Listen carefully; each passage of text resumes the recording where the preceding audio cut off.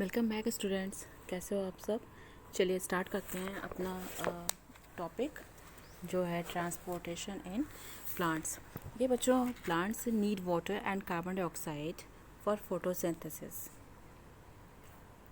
And plant also need other materials like nitrogen and mineral salts for other important activities। तो आपको ये पता है कि इनका सबसे अच्छा जो सोर्स होता है, best source water and mineral का, वो कौन सा क्या होता है? सॉइल होती है, मिट्टी होती है। तो रूट जो होती है वो एब्जॉर्ब कर लेती है इन मटेरियल्स को और इन्हीं मटेरियल्स को कहाँ ट्रांसपोर्ट करती है? प्लांट्स के सभी पार्ट्स में। अच्छा, कुछ ट्रांसपोर्टिंग टिश्यूज़ भी होती हैं प्लांट में जो नेसेसरी मटेरियल्स को एक जगह से दूसरी जगह पर ले जाती हैं। आपको पता है बच्चों, plants do not move and plant body have large number of dead cells. इसलिए इनकी एनर्जी जो होती है एनर्जी रिक्वायरमेंट बहुत कम होती है और ट्रांसपोर्ट सिस्टम बहुत धीरे धीरे ही होता है।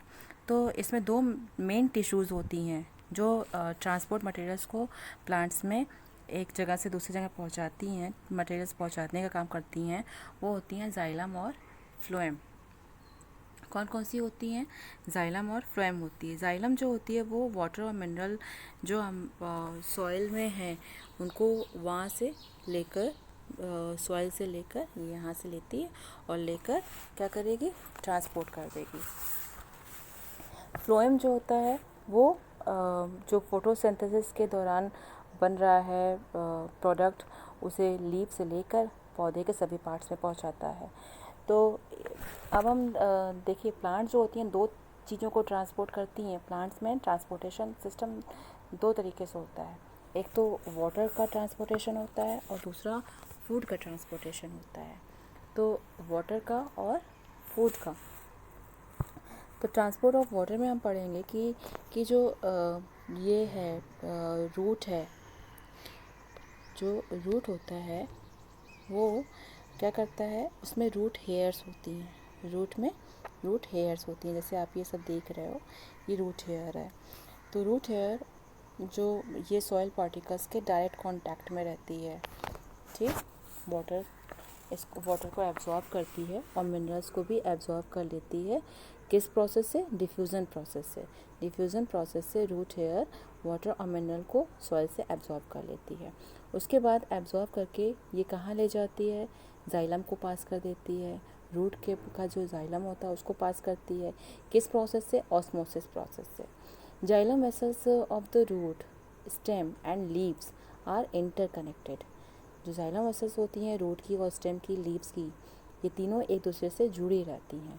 तो water from xylem vessels of root transfer to the xylem vessels of stem and the xylem and then xylem vessels of leaves. मतलब पहले ये कहाँ जाता है? रूट से स्टेम में जाता है, स्टेम से लीव्स में जाता है।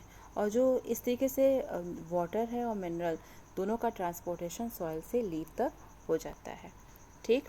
उसके बाद अगर एक्स्ट्रा जो वाटर बचती हैं तो उनको हम उनका इवापोरेशन हो जाता है।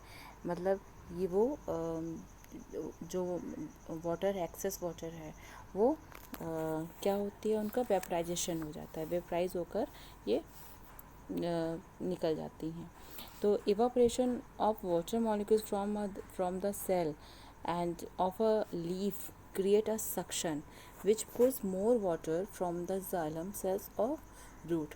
Thus, transpiration helps in absorption and upward movement of water and minerals dissolve in it from roots to the leaves. इसलिए ट्रांसपिरेशन जो होती है वो क्या करती है? वो एब्जॉर्प्शन में मदद करती है और वाटर और मिनरल्स को जो उसमें डिज़ोल्व हो गया है उसको भी ऊपर की तरफ रूट से लीफ की तरफ जाने में हेल्प करती है। Now we will talk about transportation of food and other substance। जो लीव्स होती हैं, देखिए, जो हमने आपको पहले ही बताया था कि दो प्रकार की टिश्यूज़ होती हैं। एक होती है जाइलम और दूसरी होती है फ्लोएम। फ्लोएम का कार्य क्या होता है कि वो फोटोसिंथेसिस के दौरान जो पत्तियों में फूड स्टोरेज है, उस फूड स्टोरेज को वो प्लांट्स के दूसरे पार्ट्स में पहुंचाने का काम करती हैं। तो transport of soluble products of photosynthesis is called translocation. इस ट्रांसपोर्ट को हम क्या कहेंगे? ट्रांसलोकेशन कहते हैं। और ये एक स्पेशल वैस्कुलर टिश्यू करता है जिसे हम फ्लोएम कहते हैं। तो the translocation of food and other substance takes place in the sieve tube of phloem tissue with the help of adjacent companion cells, and they goes both in upward and downward directions, and materials like sucrose or is transferred into phloem tissue using energy from ATP। जैसे sucrose है, sucrose क्या करती है? वो material like sucrose is transfer into phloem tissue. Phloem tissue में जब ये transfer होती है तो एक एनर्जी यूज़ करते हुए ट्रांसफ़र होती है। कौन सी एनर्जी यूज़ करती है? They called ATP। ATP means adenosine triphosphate.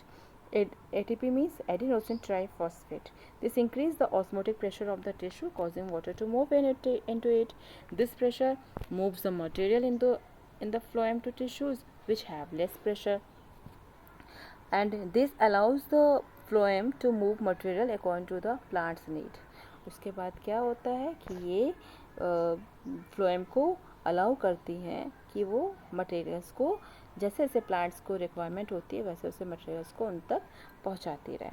तो बेटा ये था transportation of water, transportation of minerals and transportation of food in plants.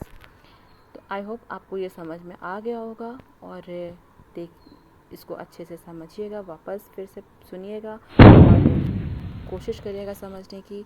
उसके बाद जो भी डाउट्स होंगे, जो भी प्रॉब्लम होंगी, उन्हें आप मुझे मैसेज करके पूछ सकते हैं। और पढ़ते रहिए, कीप स्टडिंग, और थोड़ी बहुत मस्ती भी करिए, और अपना होमवर्क कंप्लीट रखिए। जो आपसे कहा जा रहा है, जितने वर्क आपको दिए जा रहे हैं उनको आप कंप्लीट रखिए। Thank you students.